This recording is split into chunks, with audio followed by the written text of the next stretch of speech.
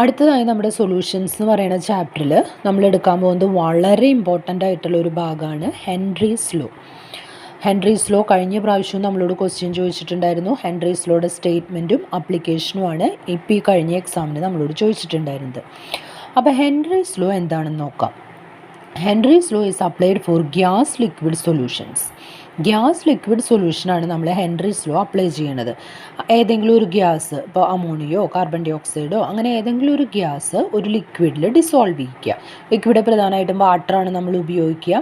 അപ്പോൾ ഈ ഗ്യാസ് എന്ന് പറയുന്നത് സൊല്യൂട്ടും ലിക്വിഡ് സോൾവെൻറ്റും ആയിരിക്കും. അങ്ങനെ ഗ്യാസ് ലിക്വിഡ് സൊല്യൂഷൻസിലാണ് നമ്മൾ ഹെൻറീസ് ലോ അപ്ലൈ ചെയ്യണത്. ഇനി എന്താണ് Henry's law? Partial pressure of a gas in vapor phase is directly proportional to the mole fraction of the gas in solution. ഇപ്പോൾ നമ്മളെടുത്തിരിക്കുന്ന ഈ ഗ്യാസ് ലിക്വിഡ് സൊല്യൂഷനിലെ ഗ്യാസിൻ്റെ പാർഷ്യൽ പ്രഷർ, ആ vapour ഫേസിലുള്ള partial pressure directly proportional to mole fraction of the gas in solution. സൊല്യൂഷനിൽ ഉണ്ടാവുമല്ലോ gas, അതിൻ്റെ മോൾ ഫ്രാക്ഷനാണ് നമ്മൾ എക്സ് വെച്ചിട്ട് ഡിനോട്ട് ചെയ്യണത്. നമ്മൾ ഇപ്പോൾ കഴിഞ്ഞ പ്രാവശ്യം പഠിച്ചതാണ്, കഴിഞ്ഞ വീഡിയോയിൽ നമ്മൾ പറഞ്ഞതാണ് മോൾ ഫ്രാക്ഷൻ എക്സ് വെച്ചിട്ടാണ് നമ്മൾ ഡിനോട്ട് ചെയ്യുക. പാർഷ്യൽ പ്രഷറിനെ നമ്മൾ പി വെച്ചിട്ടാണ് ഡിനോട്ട് ചെയ്യുക. അപ്പോൾ according to Henry's law, P is directly proportional to X. Partial pressure of a gas is directly proportional to mole fraction of the gas in solution. അപ്പോൾ ഈ proportionality sign പോകുമ്പോൾ നമുക്ക് P equal to K H into X എന്ന് വരും. ഇവിടെ K H എന്ന് പറയുന്നത് ഒരു കോൺസ്റ്റൻ്റ് ആണ്. ആ കോൺസ്റ്റൻറ്റിന് നമ്മൾ പറയുന്ന പേരാണ് ഹെൻറീസ് കോൺസ്റ്റൻറ്റ്. ഇനിയിപ്പോൾ എന്താണ് ഈ പാർഷ്യൽ പ്രഷർ, വേപ്പർ ഫേസ് എന്നൊക്കെ പറഞ്ഞ് നമുക്കൊരു സംശയം വരും. അപ്പോൾ അതൊരു പിക്ചർ കണ്ടു കഴിഞ്ഞാൽ നമുക്ക് മനസ്സിലാവും. നോക്കിയേ, ഇവിടെ നമ്മൾ ഒരു ഗ്യാസ് ലിക്വിഡ് സൊല്യൂഷൻ ഒരു ബീക്കറിൽ എടുത്തിരിക്കുകയാണ്. കണ്ട, ഇതാണ് ഗ്യാസ് ലിക്വിഡ് സൊല്യൂഷൻ. അപ്പോൾ ഈ ഗ്യാസ് ലിക്വിഡ് സൊല്യൂഷൻ ഇങ്ങനെ വെച്ച് കഴിയുമ്പോൾ ഈ ഗ്യാസ് ഇതിൽ നിന്ന് പെട്ടെന്ന് തന്നെ വേപ്പറൈസ് ചെയ്തിട്ട് പോകും, ഇവാപ്രേഷൻ നടക്കും. അപ്പോൾ നോക്കിയേ, ഇതിവിടെ ഇങ്ങനെ ഗ്യാസ് മോളിക്യൂൾസാണ് വരച്ചിരിക്കുന്നത്. ഈ ഗ്യാസ് ലിക്വിഡ് സൊല്യൂഷനിലത്തെ ഗ്യാസ് മോളിക്യൂൾസ്. ഇതേപോലെ തന്നെ ലിക്വിഡും, ഇപ്പോൾ വാട്ടർ ആണെങ്കിൽ കുറച്ച് വാട്ടർ വേപ്പറും ഇതുപോലെ എസ്കേപ്പ് ചെയ്ത് പോരുന്നുണ്ടാവും വേപ്പറൈസേഷൻ നടന്നിട്ട്. അപ്പോൾ ഈ മുകൾ ഭാഗത്ത്, ഈ ലിക്വിഡ് സർഫസിൽ ഈ മുകൾ ഭാഗത്ത് ഗ്യാസിൻ്റെ വേപ്പേഴ്സും ഉണ്ടാവും, വാട്ടർ മോളിക്യൂൾസ്, വാട്ടർ വേപ്പേഴ്സും ഉണ്ടാവും. അപ്പോൾ ഇവിടെ വരുന്ന ടോട്ടൽ പ്രഷർ എന്ന് പറയുന്നത് partial pressure of the gas plus partial pressure of the water vapour, ഇത് രണ്ടും കൂടിയിട്ടാണ് ഇവിടുത്തെ ടോട്ടൽ പ്രഷർ വരിക. അപ്പോൾ അതുകൊണ്ടാണ് നമ്മൾ ഗ്യാസിൻ്റെ മാത്രം പറയുമ്പോൾ പാർഷ്യൽ പ്രഷർ എന്ന് പറയുന്നത്. ഇനി ഈ ഗ്യാസ് ലിക്വിഡ് സൊല്യൂഷനാണ് ഇത്, അല്ലേ? അപ്പോൾ ഈ ഹെൻറീസ് ലോ പറയണത് ഇങ്ങനെ എസ്കേപ്പ് ചെയ്ത ഗ്യാസ് മോളിക്യൂൾസിൻ്റെ partial pressure of the gas in vapour phase, അതാണ് ആ പറയുന്നത്.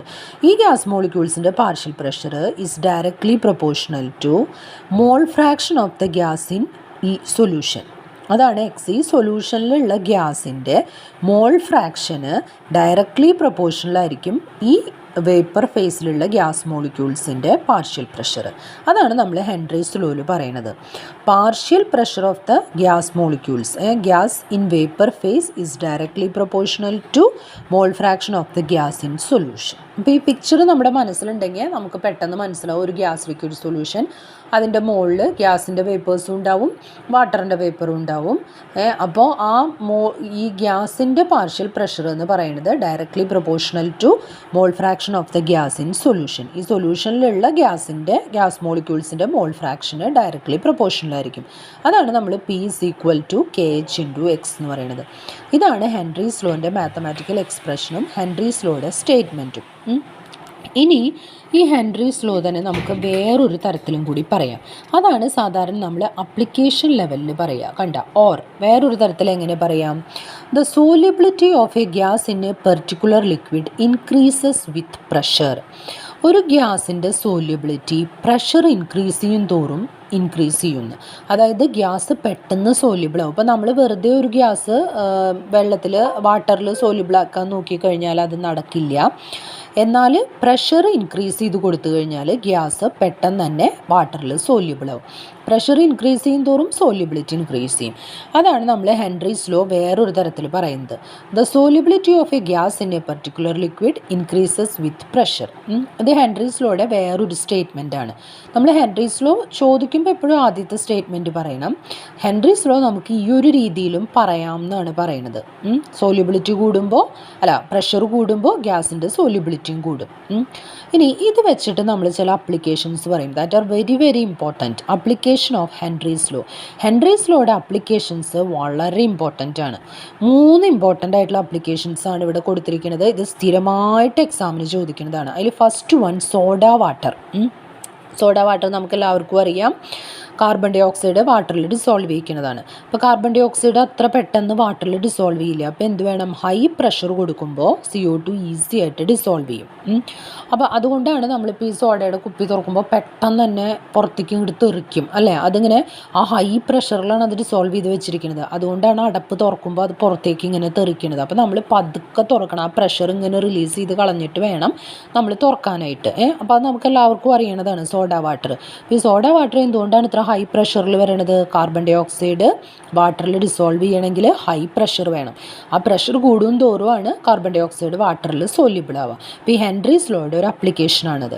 ഇനി രണ്ടാമത്തെ ആപ്ലിക്കേഷൻ ബെൻസ് എന്ന് പറയും. ബെൻസ് എന്ന് പറഞ്ഞാൽ ഈ ഡൈവേഴ്സിന്, സ്ക്യൂബ ഡൈവേഴ്സ് എന്നൊക്കെ പറയും, ഈ കടലിലൊക്കെ ഭയങ്കര ആഴത്തിൽ നീന്തി പോണില്ലേ, അങ്ങനെയുള്ള ഡൈവേഴ്സിന് അനുഭവപ്പെടുന്ന പെയിനെയാണ് നമ്മൾ ബെൻസ് എന്ന് പറയുന്നത്. അപ്പോൾ എങ്ങനെയാണ് ഈ പെയിൻ വരണത്? അതായത് നമുക്ക് അറിയാം, പ്രഷർ കൂടുന്തോറും ഈ ഗ്യാസുകളുടെ സോല്യൂബിലിറ്റി കൂടുമെന്നാണ് പറയുന്നത്. അപ്പോൾ നമ്മുടെ ഭൂമിയുടെ അടിയിലേക്ക് പോകുന്തോറും പ്രഷർ കൂടും, മുകളിലേക്ക് പോകുന്തോറും പ്രഷർ കുറയും. അപ്പോൾ നമ്മൾ അടിയിലേക്ക്, ഡൈവേഴ്സ് ഇങ്ങനെ നീന്തി അടിയിലേക്ക് പോകുമ്പോൾ എന്താണെന്ന് വെച്ചാൽ പ്രഷർ കൂടുമ്പോൾ ഈ വാട്ടറിലുള്ള പലതരം ഗ്യാസുകളൊക്കെ സോല്യൂബിൾ ആവും ബ്ലഡിൽ. അങ്ങനെ നമ്മൾ ശ്വാസം എടുത്ത് കഴിയുമ്പോൾ അങ്ങനെ ബ്ലഡിൽ അങ്ങനെ സോല്യൂബിൾ ആവും. അങ്ങനെ സോല്യൂബിളായി കഴിഞ്ഞിട്ട് ഇവർ മുകളിലേക്ക് പൊന്തി വരില്ലേ, പൊന്തി വരുമ്പോൾ ഈ പ്രഷർ കുറയില്ല, മുകളിലേക്ക് വരും തോറും പ്രഷർ കുറയണം. അപ്പോൾ ഈ സോല്യൂബിളായിട്ടുള്ള ഗ്യാസൊക്കെ റിലീസ് ചെയ്യാൻ തുടങ്ങും. അപ്പം നമ്മുടെ ബ്ലഡിൽ എയർ ബബിൾസ് ഒക്കെ ഫോം ചെയ്യും. അങ്ങനെ എയർ ബബിൾസ് ഈ വെയിനിലൊക്കെ വരുമ്പോൾ നമ്മുടെ ആ ബ്ലഡ് സർക്കുലേഷനെയൊക്കെ അത് ബാധിക്കും. അപ്പോൾ നമുക്ക് ഭയങ്കര വേദനയായിരിക്കും എന്നാണ് പറയുന്നത്. ഈ ഡൈവേഴ്സ് ഇങ്ങനെ പൊന്തി വരുമ്പോൾ ഈ സോല്യൂബിലിറ്റി കുറയല്ലേ, പ്രഷർ കുറയാണ്. അപ്പോൾ ഈ സോല്യൂബിളായിട്ടുള്ള ഗ്യാസുകളൊക്കെ എസ്കേപ്പ് ചെയ്യുകയാണ്, അതിൽ നിന്ന് ഇൻസോല്യൂബിളായിട്ട് ഇങ്ങോട്ട് പുറത്തേക്ക് വരികയാണ്. അപ്പോൾ അങ്ങനെ വരുമ്പോൾ ഈ എയർ ബബിൾസ് ഒക്കെ ഫോം ചെയ്യുമ്പോൾ നമുക്ക് ഭയങ്കര വേദന വരും, ഈ ഡൈവേഴ്സ് ഇങ്ങനെ മുകളിലേക്ക് പൊന്തുമ്പോൾ. ആ പെയിനെ പറയുന്ന പേരാണ് ബെൻസ് എന്ന് പറയുന്നത്. അപ്പോൾ നമ്മളത് ഹെൻറീസ് ലോ വെച്ചിട്ടാണ് പറയണത്. അതായത് താഴേക്ക് പോകുന്തോറും പ്രഷർ കൂടുമ്പോൾ, ഇങ്ങനെ ഡൈവ് ചെയ്ത് അടിയിലേക്ക് പോകുന്തോറും പ്രഷർ കൂടുമ്പോൾ പലതരം ഗ്യാസുകൾ സോല്യൂബിൾ ആവും, മുകളിലേക്ക് വരുമ്പോൾ ഈ സോല്യൂബിൾ ആയതൊക്കെ എസ്കേപ്പ് ചെയ്യും. അപ്പോൾ നമുക്ക് അനുഭവപ്പെടുന്ന ഒരു പെയിൻഫുൾ കണ്ടീഷനെയാണ് ബെൻസ് എന്ന് പറയുന്നത്. സ്ക്യൂബ ഡൈവേഴ്സിനാണ് കൂടുതലായിട്ടും ഈ ബെൻസ് ഉണ്ടാവുന്നത്. അപ്പോൾ അവർ നമ്മളിങ്ങനെ വീഡിയോയിലൊക്കെ കണ്ടിട്ടുണ്ടാവും, ഒരു സിലിണ്ടറൊക്കെ വെച്ചിട്ടാണ് പോവുക. ഓക്സിജൻ ഡൈലൂട്ടഡ് വിത്ത് ഹീലിയം എന്നാണ് പറയുക, അങ്ങനെയുള്ളൊരു ഗ്യാസാണ് അത്. അപ്പോൾ ഇങ്ങനെ ഒരുപാട് സോല്യൂബിൾ ആവില്ല ബ്ലഡിലേക്ക് ഈ ഹീലിയം വരുമ്പോൾ. അപ്പോൾ അങ്ങനത്തെ ഒരു ഗ്യാസൊക്കെ നിറച്ചിട്ട് സിലിണ്ടർ വെച്ചിട്ടാണ് അവരിങ്ങനെ ആഴങ്ങളിലേക്ക് ഇങ്ങനെ നീന്തി പോവുക. അപ്പോൾ ഈ സ്ക്യൂബ ഡൈവേഴ്സിന് അനുഭവപ്പെടുന്ന പെയിനാണ് ബെൻസ്. ഇനി മൂന്നാമത്തെ ആപ്ലിക്കേഷൻ അനോക്സിയ. ഇത് ബെൻസിൻ്റെ നേരെ ഓപ്പോസിറ്റ്. ക്ലൈംബേഴ്സിന് വരുന്ന പെയിൻഫുൾ ഇഫക്റ്റ്, അവർക്ക് ഇങ്ങനെ ആകെ ഒരു അബോധാവസ്ഥ പോലെ വരും, ശ്വാസം എടുക്കാനൊക്കെ ബുദ്ധിമുട്ട്, റെസ്പിറേറ്ററി പ്രോബ്ലംസ്, അതിനെയാണ് അനോക്സിയ എന്ന് പറയുന്നത്. അതെന്തുകൊണ്ടാണ് ഉണ്ടാവുന്നത്? മുകളിലേക്ക് പോകുന്തോറും പ്രഷർ കുറയുകയാണ് ചെയ്യണത്. അപ്പോൾ നമ്മൾ മുകളിലേക്ക് പോകുന്തോറും പ്രഷർ കുറയുമ്പോൾ നമ്മളിങ്ങനെ റെസ്പിറേറ്ററി സൈക്കിളൊക്കെ നിങ്ങൾ ബയോളജിയിൽ പഠിക്കുന്നുണ്ടാവും. അപ്പോൾ നമ്മൾ ഓക്സിജൻ ആണ് നമ്മൾ ശ്വസിക്കാനായിട്ട് ഉപയോഗിക്കുന്നത് അല്ലേ, റെസ്പിറേഷന്. അപ്പോൾ ഈ ഓക്സിജൻ നമ്മുടെ ഹീമോഗ്ലോബിനുമായിട്ട് ഓക്സി ഹീമോഗ്ലോബിനൊക്കെ ഉണ്ടാക്കിയിട്ടുണ്ടാവും ബ്ലഡിൽ ഡിസോൾവ് ചെയ്തിട്ട്. പക്ഷേ മുകളിലേക്ക് പോകുന്തോറും പ്രഷർ കുറയുമ്പോൾ ഈ ഓക്സിജനൊക്കെ ഇതിൽ നിന്ന് ഈ ഹീമോഗ്ലോബിനായിട്ട് അത് ബോണ്ട് ഇങ്ങനെ പോവും, അതിൻ്റെ ഓക്സിജൻ എസ്കേപ്പ് ചെയ്ത് തുടങ്ങും, സോല്യൂബിലിറ്റി കുറയും.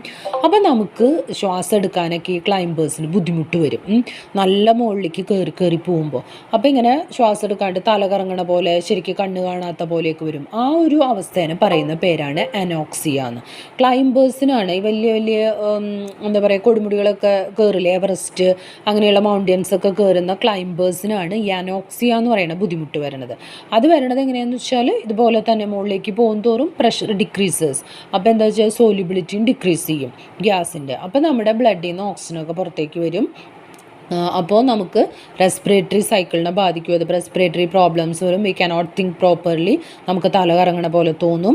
അങ്ങനെ അനുഭവപ്പെടുന്ന ആ ഒരു ബുദ്ധിമുട്ടുകളെയാണ്, ഡിസീസിനെയാണ് അനോക്സിയ എന്ന് പറയുന്നത്. അപ്പോൾ ക്ലൈംബേഴ്സിന് ഉണ്ടാവുന്ന ബുദ്ധിമുട്ടാണ് അനോക്സിയ. സ്ക്യൂബ ഡൈവേഴ്സിന് ഉണ്ടാവുന്ന പെയിൻഫുൾ ഇഫക്റ്റാണ് ബെൻസ്. പിന്നെ സോഡ വാട്ടർ നമുക്കറിയാം, കാർബൺ ഡൈ ഓക്സൈഡ് ഡിസോൾവ് ചെയ്യുമ്പോൾ പ്രഷർ കൂട്ടിക്കൊടുക്കുന്നു. ഈ 3 ആപ്ലിക്കേഷൻസും വളരെ ഇമ്പോർട്ടൻ്റ് ആണ്. ആപ്ലിക്കേഷൻ ഓഫ് ഹെൻട്രീസ് ലോ സ്ഥിരമായിട്ട് നമ്മളോട് എക്സാമിന് ചോദിക്കുന്ന ഒരു 3 ആപ്ലിക്കേഷൻസാണിത്. അപ്പോൾ ഇത് ഹെൻട്രീസ് ലോയും അതിൻ്റെ അപ്ലിക്കേഷൻസ്, അതിൻ്റെ മാത്തമാറ്റിക്കൽ സ്റ്റേറ്റ്മെൻറ്റ്, അതിൻ്റെ അപ്ലിക്കേഷൻ, ഇത് 3ഉം വളരെ ഇമ്പോർട്ടൻ്റ് ആണ്.